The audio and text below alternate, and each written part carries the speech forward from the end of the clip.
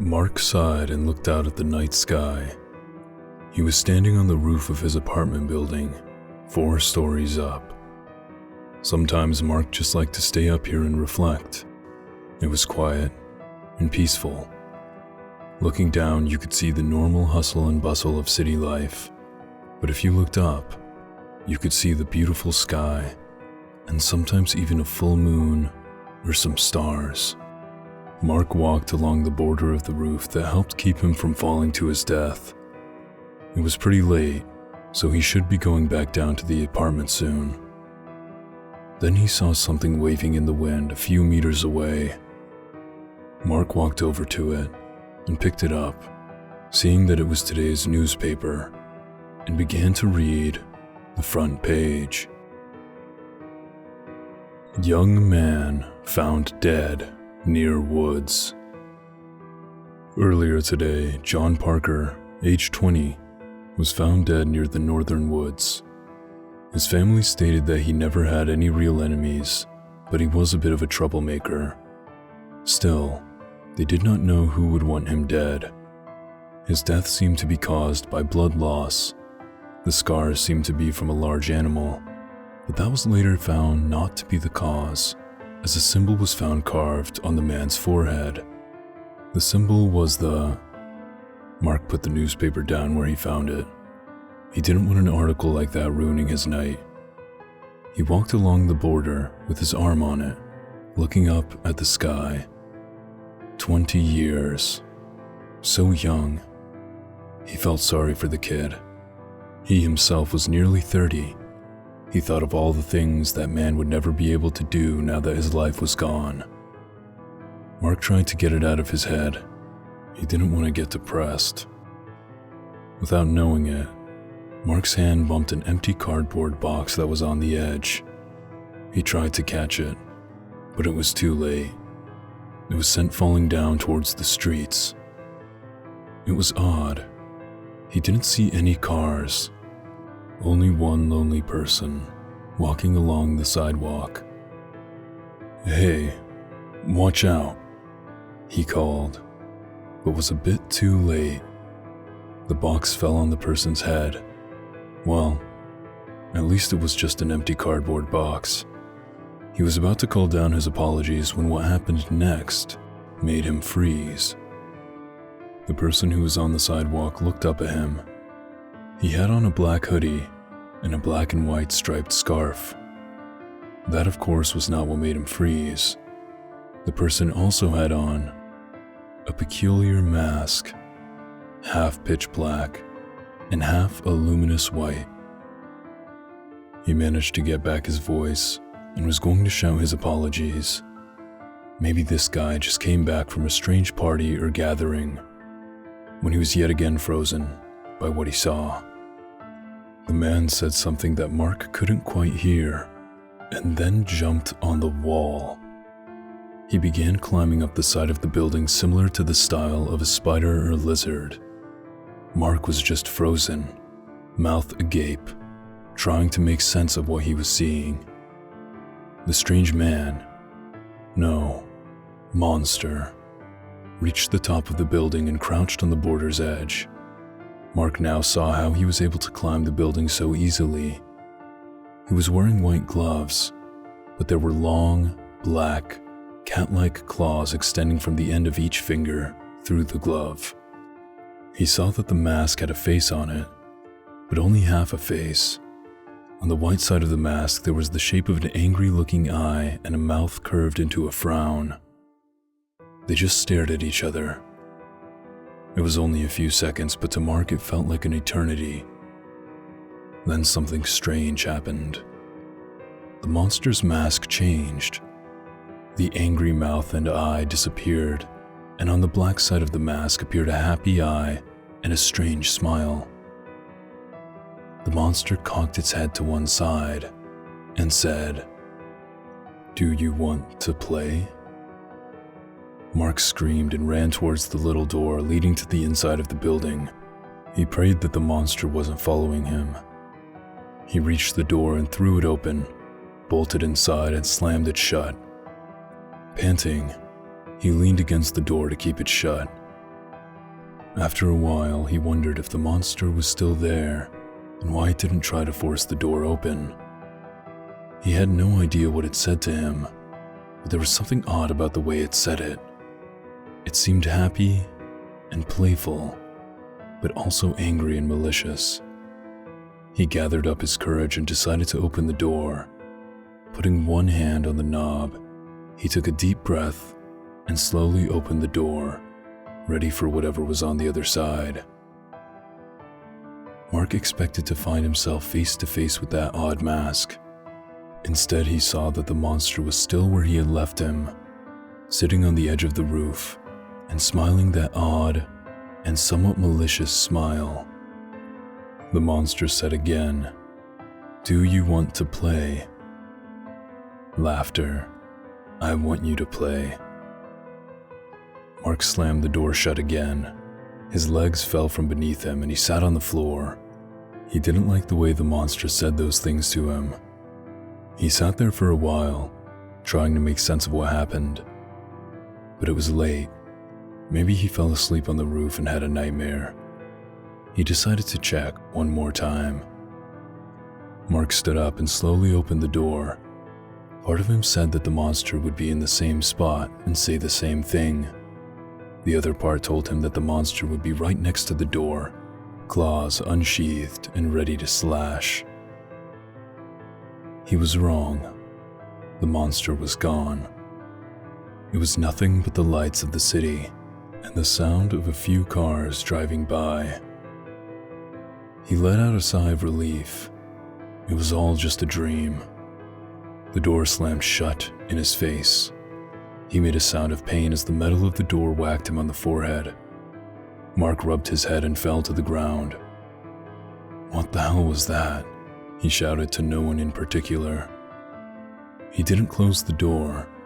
Even if he did, he wasn't that clumsy, and the wind wasn't strong enough to close it.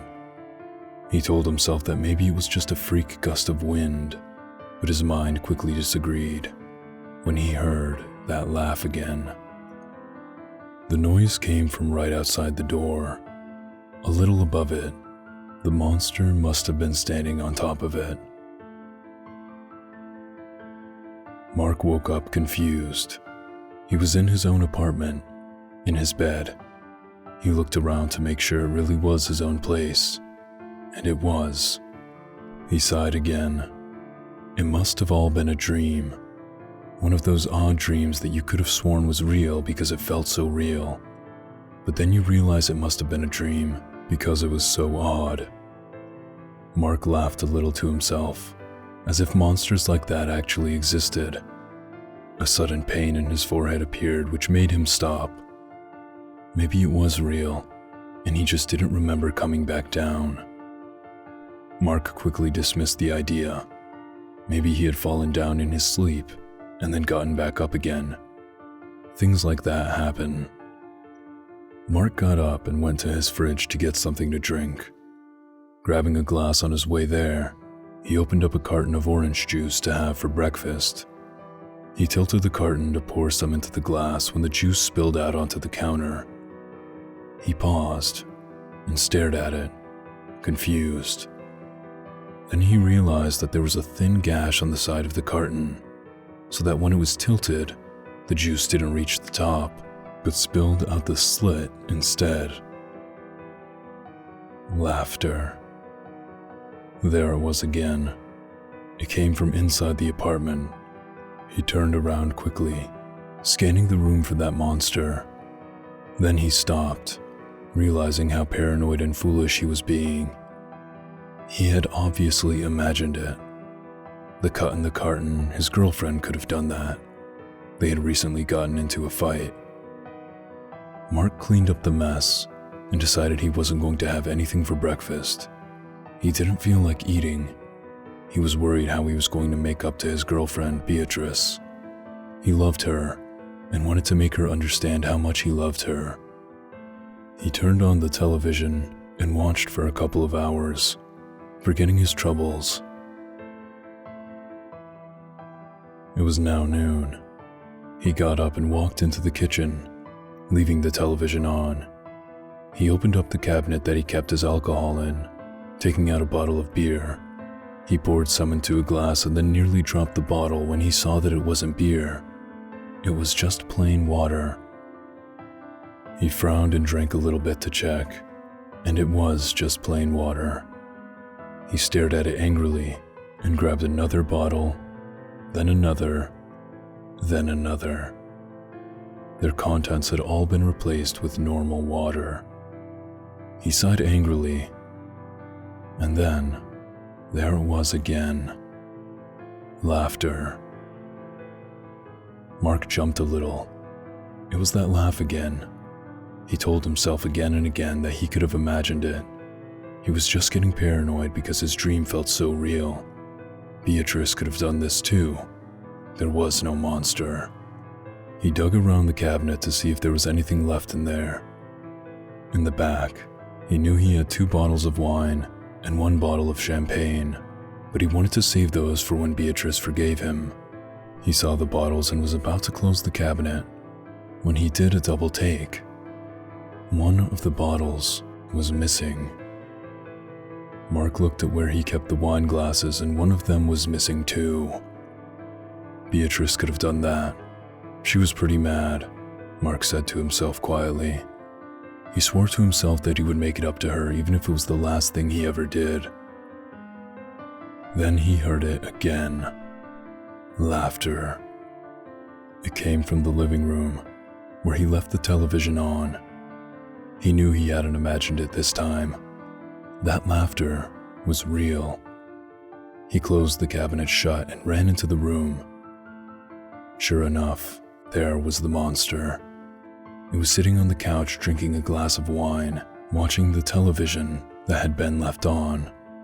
The monster paused and looked up at Mark, smiling. It picked up the opened bottle of wine in one hand and shook it a little towards him.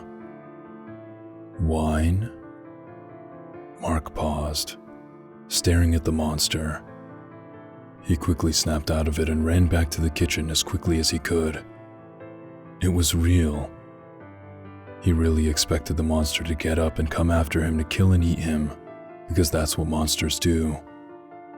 But the monster remained in there. He could hear it laughing at him. Mark was afraid. He had to get it out of his place and out of his life. He looked around the kitchen for something to use. Panicking, he grabbed the nearest knife he could find and ran back into the living room, ready to fight. The monster was gone. There was no trace. The evidence was the missing bottle of wine and wine glass. He tensed up. Maybe he was going crazy due to that dream. No, I'm not crazy. That can't happen. It won't happen. I won't let it, he rambled to himself. He went back into the kitchen and put the knife away. He walked back into the living room and sat on the couch. Picking up the remote, he turned off the television to think. Maybe I'm hallucinating.